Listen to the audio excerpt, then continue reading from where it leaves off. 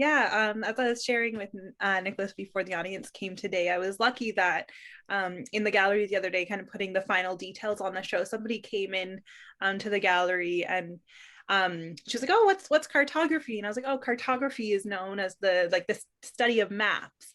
And I guess I'm curious about mapping. I've had an interest in it for quite some time. I always love the kind of questions that an attempt at a map brings up, like such as the way in which it maps have often been used to convey a supposed objective idea of space, that like this is what this land looks like, and this is simply a record of something, and it exists in a one-to-one ratio to something that exists in 3D.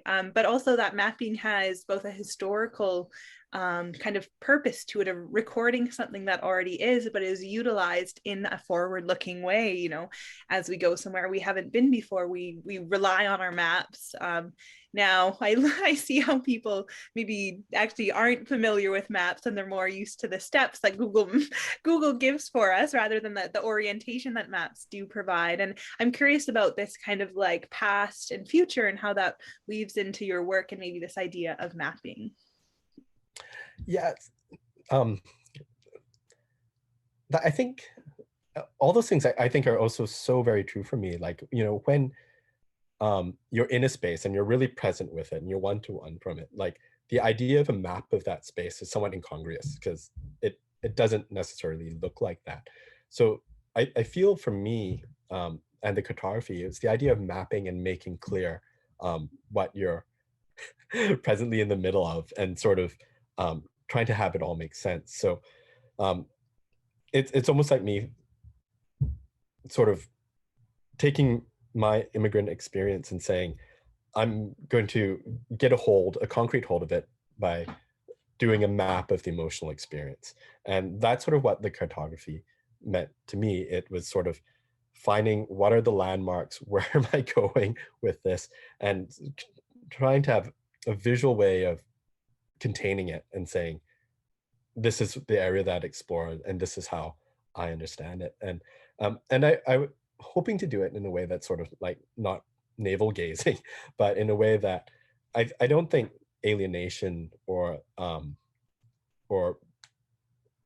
having desire to fit in is solely the proprietary of a Chinese immigrant. Like everyone goes through that, and it's always been my hope that um, that my experience has commonality with other people's experiences, and through that we can have a meaningful dialogue and hopefully understand each other a little bit better.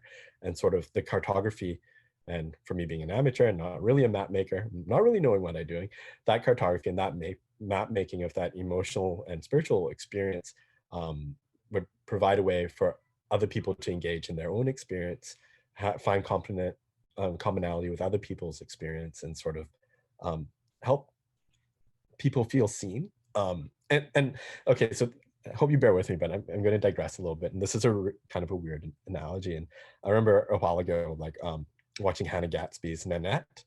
And for those of you who don't know, Hannah Gatsby is an LGBTQ comedian from Australia. She's very funny, and her specials on Netflix. You should see it. And she's very funny, and she's got these very pithy witticisms which are very well observed, and she's kind of humming along, and it's funny, and it starts to build and build and build, and there's a certain point in her comedy set where it turns on you, and she starts talking about her experiences with trauma and abuse. And for me, that was the first time I had felt seen, that I felt my experiences were seen and understood by someone else, and that it was a comedian in Australia who I had never met. It was so powerful for me about how unlocking and cathartic that was. And I hope in a small way that my work does the same thing for people who don't feel seen, or that alienated immigrant experience, and that journey to sort of find a home. That the works, when people see them, go, maybe not literally, but emotionally go, I feel seen, I feel understood, and hopefully that release comes. And that's And that's kind of the map I'm hoping to make. The cartography I'm hoping to do is maybe at least a little part of the pathway for a person to feel seen. Yeah, and you've spoken a bit about kind of your use of abstraction to kind of achieve something that is um because it's abstract, it like isn't completely universal, but that it kind of opens it up for like hopefully all viewers to resonate with, like that it's different enough for each person to be able to kind of connect with it.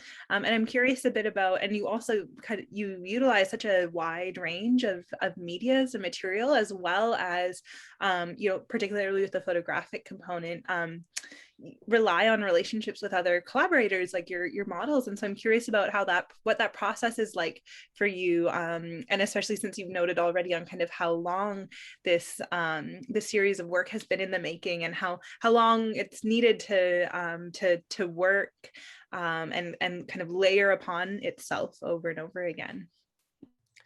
Oh yeah.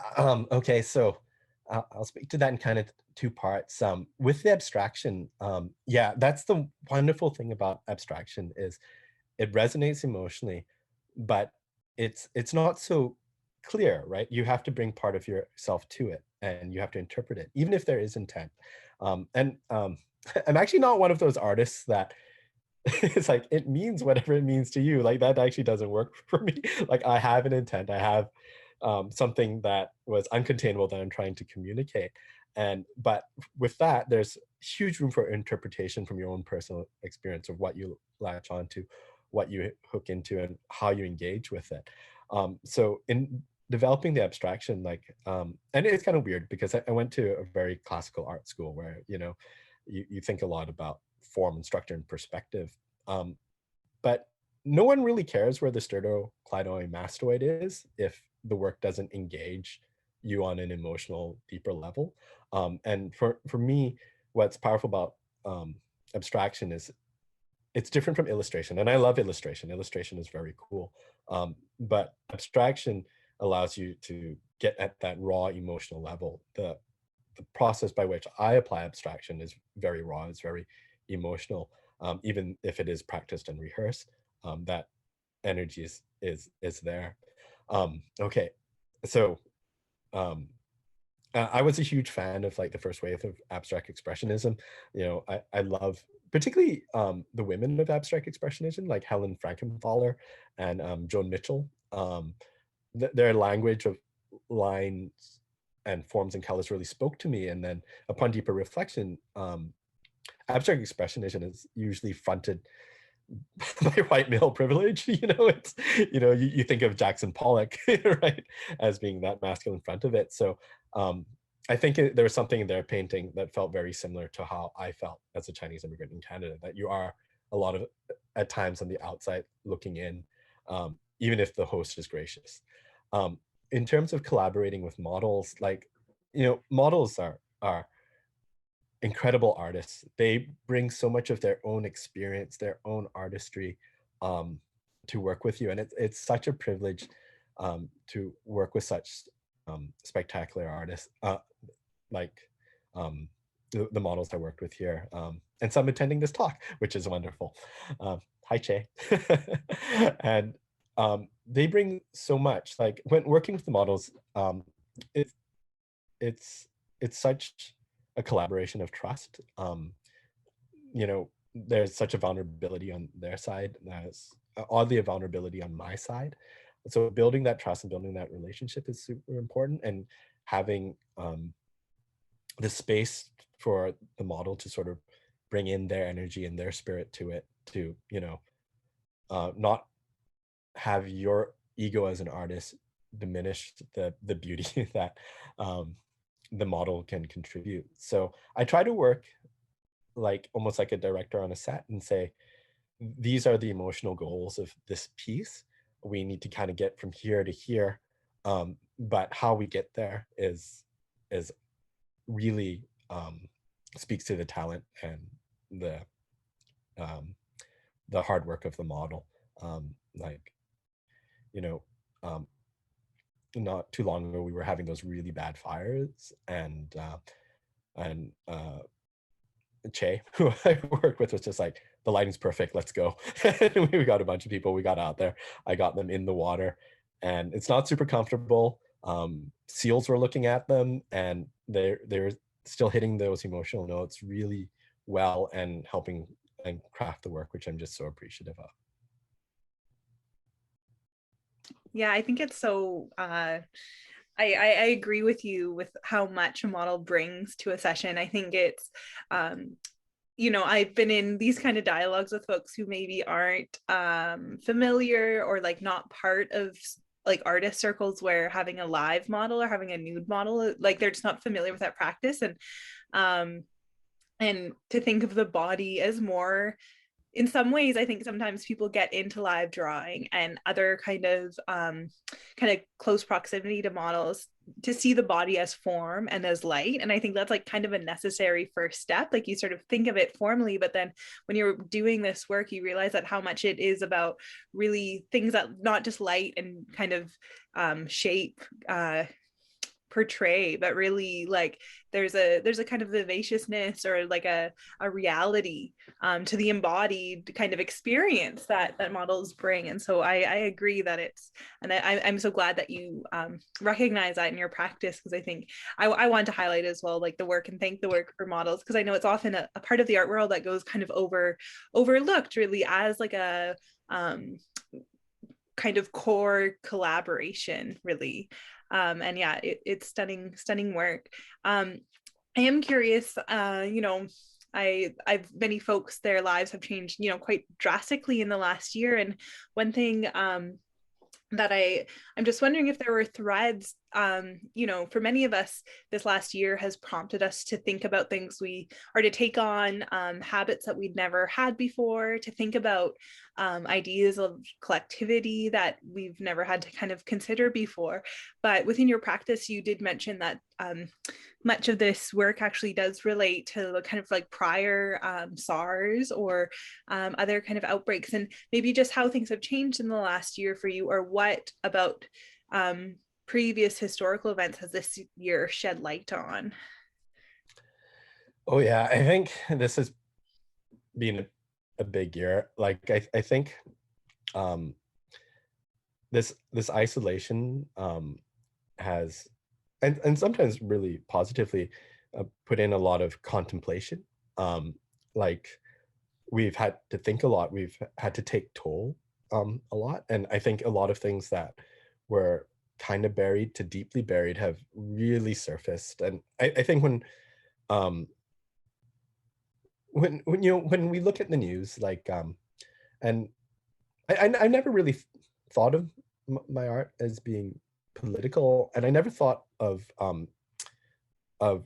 racialization or identity taking such a strong forefront in my work, even though I do think about it a lot. But in the context, particularly of this year, it really brings it all into the surface. Like, I didn't really have a way to deal with this year when my mom was racially accosted, and I didn't have a way to deal with it when my wife was out with my two little kids and was racially accosted. And so that really came to the surface. It really came to the surface in the work and into the idea of belonging. And I think that's such a part of this strange year, that it did surface a lot of things you kind of knew to be true, but didn't want to deal with and didn't want to deal with directly. And the nice part about the contemplation is that you have no excuses. You're forced to. You put it out in the forefront, and you have to talk about it, and it's the time to talk about it. The other side of it, which was really positive, was how supported I felt by the artistic community, by Massy Books, by my friends who maybe for the first time realized that, oh, being Chinese in Canada isn't just about straight A's at school and, getting into sciences. They realized that there was a challenge that they're probably pretty oblivious to before. And I really appreciated my friends that reached out and said, I didn't know how hard this was until we saw it on the news. and or saw you talking about it in your artwork. And that was a really big part of this year. And I think without this year, that wouldn't have happened.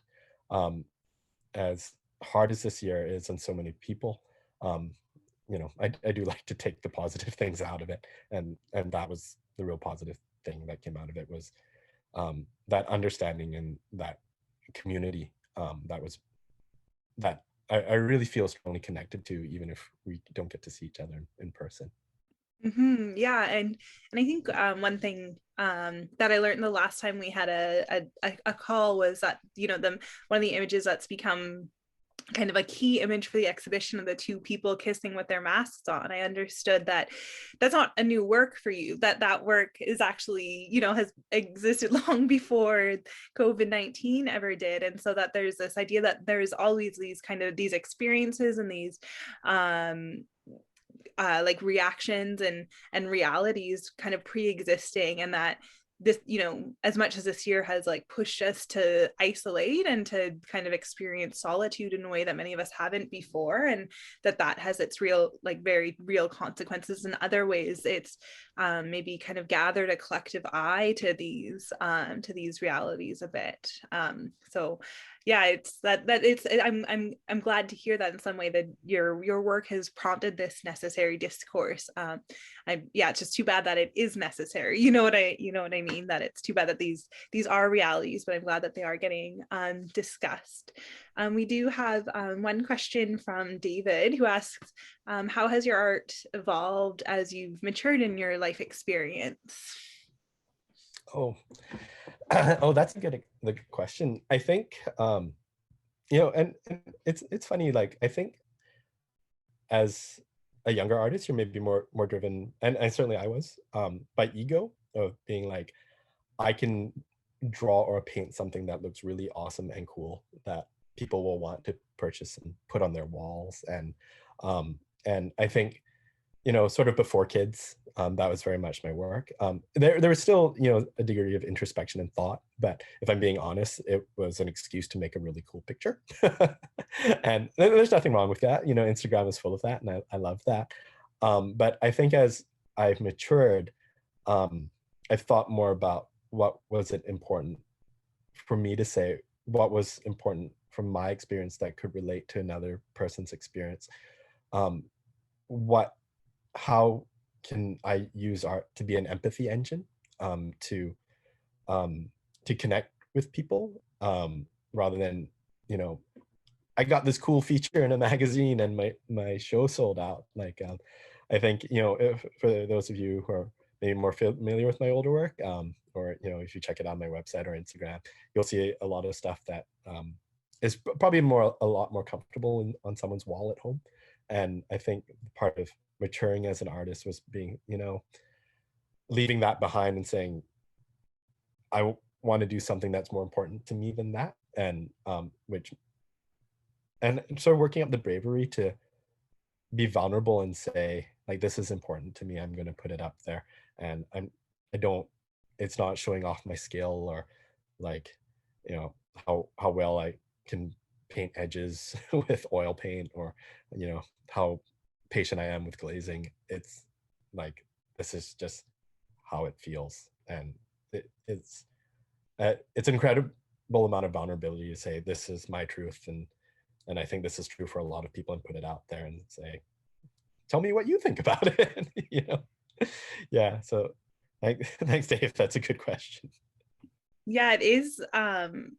Yeah, no, I can appreciate that vulnerability. Like, I think there's something to be said for mastering technical components, but there is something about I think many artists, it's like necessary for their emotional lives to work through it in a visual manner. Like, it's a necessary part of just being to experiencing personhood, of like making sense of what someone's experienced, and then to all of a sudden, many of us get the privilege of keeping our interior lives interior, and then all of a sudden it's become a public thing. But it seems to me that it's in service of other people, really. Like, as you said, this idea of not just representation, but representation as well as kind of an understanding, or yeah, I love this notion of an empathy machine, because yeah, especially now, I was saying to Nick before folks arrived, like I've been looking forward to this artist talk all week, because it admits all the kind of salient anxiety that we're swimming in right now. There's something about connecting in this way, and connecting yeah, so fully, I guess. I think that's what art allows us to do with not simply communication, but you're actually bringing to light like a full experience. So yeah, I just want to say thank you for that. um I'm thinking as well, we spoke a bit about your photographic process, but maybe, and as you've kind of spoken just slightly about representation, like in paint, etc., and the technical aspects, how do these are not two, but these multiple media work together for you? What's it like to start? Do you start with the photograph first and then like add paint? Is there how do these come into being, physical pieces? Sure. Yeah, I actually always start with sketching. Like I think I'm a drawer at heart. I like to do drawings. So I do a lot of sketching in my sketchbook. I work out sort of what I generally do, a broad stroke of what I think the poses should be, what the compositions should be. I thumbnail it. Like I think, you know, having a background in entertainment design, like I am quite planned. It's almost like I storyboard it out. So it starts with thumbnails, some more fleshed out sketches to figure out the lighting, and then the abstract painting sketches to figure out what the palette is and what is the language of the paint that I'm going to use with it. And then sort of once that's figured out, then I go into the photography. All the models get a brief from me, saying like, this is what it's about, these are the emotional notes we're trying to hit. They get a series of reference, usually from painters.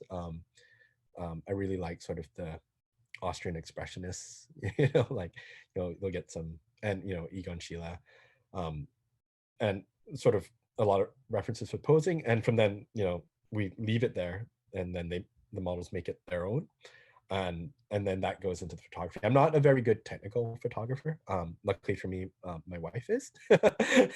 She knows about cameras and apertures and exposures, and I've also had the good fortune to work with some really good assistants and lighting riggers. And again, everyone gets a brief, and I end up taking the shot. But I do rely on a lot of technical support from my wife or more my assistants, and then it's only after all of that is figured out, the shot is taken, and the prints get made, and the painting goes on top of it. And it's interesting because sometimes you'll take the photo and you'll be like, oh, it's so nice, the print is so nice, and there's a real reluctance and fear of putting paint on it, and then you just have to be brave and do it. And I think that feels very much about like the immigrant experience for me. It's like you see all these beautiful things, and eventually you have to take the leap to engage with it. And for me, whether it was sort of that Western Canadian culture engaging it to it, or realizing that there's a part of my Chinese culture I really want to know about it, and it takes that courageous leap, and that's what it feels like to paint over something that's already beautiful. Very interesting, as if like as if each of these cultures like both exist in what it means, not when they just meet each other, but that there's inevitably like a change between the two when they do meet, and meet kind of on top of each other, perhaps at an intersection. Mm-hmm. I'm just going to read part of the descript, or the kind of text that accompanies the exhibition, and just to prompt you to elaborate a bit more. So I'll just read it out, as well as those who maybe haven't yet visited the exhibition, or want to hear a bit more of the kind of text surrounding it. So you say, my mother's hands are the map of her immigrant experience. My son still remains uncharted. I think of the journey that took my parents away from home, the journey that brought me from east to west. I think about the journeys my children may have to make. In time, I feel we will all become part of the immigrant majority, ending far away from where we began, with many stops in between. We will all know what it is to be alien. And I'm curious about this statement, particularly this aspect of I feel we will all become part of the immigrant experience, and we will all know what it is to be alien. There, are you speaking about the fact, like your immediate family and all being immigrant, or are you actually speaking as we, as the collective we, kind of each and every one of us from our various backgrounds, I guess you could say? I think it's a collective we, and and there's some literal aspects and then some figurative aspects to it. So I think, you know, in our history, opportunity has always been seen as in the West, but I think that has shifted a bit. I think the last few years have shown some real challenges in how Western democracy works and the opportunities it really provides or doesn't provide. Um, Different classes of citizens, and I think people from the West will start looking to go elsewhere as well. But beyond that, it's this amalgamation of cultures, whether it's you going somewhere or someone coming to you. There'll be a moment where you will feel alien, and you'll have to push through your fear and go beyond that to realize that the beauty that's available. And I think Ai Weiwei did a beautiful film series about human flow, which focuses on refugees and how they travel and how they're forced to travel by circumstance. But I think that travel and that forced immigration is one part of it, and I think the other part of it is where the individual takes the initiative to move and to direct the course. And I think that's the other part of it, that whether you are choosing to go somewhere foreign to explore the potential of your life, or whether you're staying where you are and you're choosing to let something foreign in, is sort of another aspect of that human flow. Nick in the chat just asked who is the filmmaker. You mentioned it was Ai Weiwei. Yeah, that's right. Well, I will take that out for the group. Yeah, it's lovely to to have you reference. Yeah, of course, one of the curiosities as a curator is which artists have influenced your work, and I feel like you've shared a number of them already, and it shows in your practice, like the moves to expressionism and abstract expressionism. I'll just kind of nudge the audience that now is time dedicated just to audience Q&A. So if you have any questions you want to share with us, we'd be very happy to hear them. Otherwise, is there anything else, Nick, as we wait for folks maybe to come up with another question, anything that we haven't yet gotten to that you think is crucial for your work, or maybe where you're at now, or how your work relates to what we're going through now, or historically what we've gone through, that you'd like to share? It's interesting, like on amateur cartography, and sort of the three components in amateur cartography. And if you go to my website, there's poems paired with each series. I worked sort of on, it's abstraction and photography driven. So my reaction to that is to move into stuff that is totally like just drawing and paint driven. So it's interesting how, for me, like to move between processes. And I think like one thing that's always really important to me, and I maybe want to speak to a bit, is as an artist, finding sort of the right medium to speak to the story you're trying to tell. So for me, this series spoke very well in photography and abstraction. The one I'm currently working on speaks very well in sort of drawing and paint, but also I think installation and computer graphics can tell important stories too.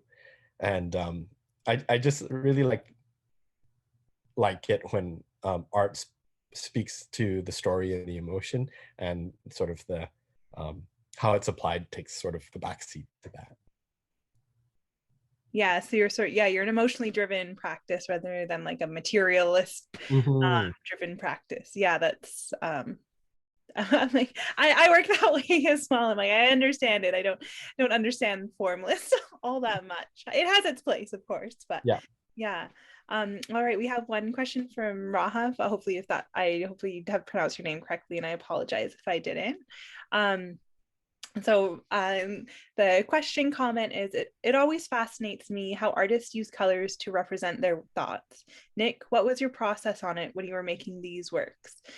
Colors meaning can be powerful. What is the process you follow when you pick colors for your canvas? And those you can see, if you haven't yet visited the exhibition, and the behind Nick is the install shot from Massy Books. You can see that the color is a extremely strong component of these works. And color is huge, and that's a really good question, because in our school, when you're learning how to use color, and for those who know me, when I teach color theory, we do a very technical thing where we talk about complementary harmonies, split complementary harmonies, analogous harmonies, and it's a very sort of procedural way of understanding what colors look pretty together. And almost kind of, I wouldn't say you abandon that exactly when picking out a palette, but you let it stay in your subconscious. And for me, it was saying, I sort of researched a lot. I looked a lot at Cy Twombly. I looked a lot at sort of the colors he used and how they spoke to me. And then I looked at Jenny Saville, and I looked at how her colors spoke to me. And then I kind of put that away, and then I got out all my paints, and being very conscious of the mood I was feeling, I'd be like, what color do I just want to put down now that will feel like a cathartic release? And it's a whole lot of red. And it's red that felt right, because it felt emotional, it felt charged, it felt powerful, and it felt beautiful. And from red being sort of that primary choice, it was then finding sort of those secondary and tertiary notes that sort of deepen and nuance the emotion, and in the brushstroke how I put it down. So it was definitely color first, and then mark making second. Hopefully that answers that question. So it was a very non-academic, these are the colors and they're in front of me, what feels true. Mm-hmm. And I always find the like area of color theory really almost contentious in the art world, because as you said, like it's I think art educators feel like they do need to teach this, but yet it's kind of an area that sort of has a science behind it, but yet not really. Like there's kind of this idea that it's still a lot of unknowns, and at least in my experience, there's like it seems as though the jury is out whether the emotional components related to colors are taught and therefore social and relative, such that we're kind of told through various ways that for example, like purple cues a kind of happiness, and whether that is inherent in the color and therefore we associate happiness, or that we've seen purple associated with happiness, so therefore we interpret it to be that way. Yeah, is it innate or is it conditioned, and what do colors mean across different societies, and contextually how it's important. Being Chinese, red is such a color of good fortune, and but if I was a socialist realist painter in France, then red means something not good fortune. Yeah. Yeah, exactly. Yeah, especially if you're like mid-century or something of this. Yeah. Well, and also too, like I feel, at least in like a Western context, red is associated with like alert, like a red light, stop. Or anger, like it's often the color associated with anger. And I think within this context, it's such a smart color to use for that way, because in either context, it's very not necessarily contradictory terms, but in both contexts, like a Chinese or Western, both have really strong associations. So I think it's kind of I think it's very emblematic of the play that you're making, of like, do you have to choose one or the other, or do both kind of then change each other? Does the anger associated also with luck? What can that tell us about the context that we're in?